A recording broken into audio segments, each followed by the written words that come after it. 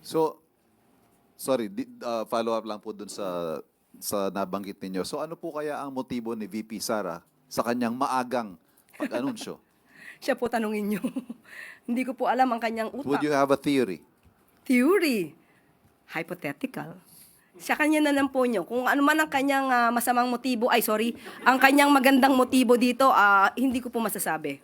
Okay. On to my question, ma'am. Magkakaroon po ba ng pagbabago sa liderato ng NBI? Yes. Sino po ang itatalaga? Attorney Melvin Matibag. May we know why? Ang rason ay hindi po na ipukol sa atin. Yan lamang po ang aking maibibigay sa ngayon. Has he taken his oath at meron po kayang specific instructions ang Pangulo sa kanyang pagtalaga kay Attorney Melvin Matibag sa NBI? Kapag nabigay na po sa akin ng detalye, ibibigay ko rin po sa inyo. So effective when, ma'am? Yan pa lang po ang ibinigay sa atin. Magkakaroon po ng bagong NBI Director sa katuohan po ni Attorney Melvin Matibag. Tanong mula kay Ace Romero, Salamat po. Philippine Star. Confirm lang po namin, ito po yung kaalyado ni dating Pangulong Rodrigo Duterte sa PDP Laban. Sa aking pagkakaalam, What does this say about the decision of the President or his interactions with other stakeholders in politics? muli, yan lamang po ang ipinabuot sa atin. Kung ano ang dahilan, ibibigay ko po sa inyo kapag ka naibigay niya po sa akin. Follow-up question mula kay Maricel Halili, TV5. Mikey.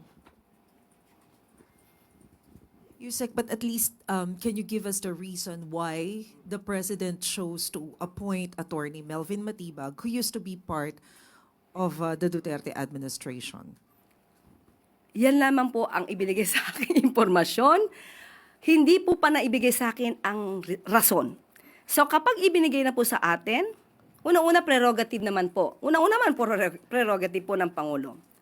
Una-una, masasabi natin bakit niya in-appoint or i-appoint. Nandun po yung tiwala.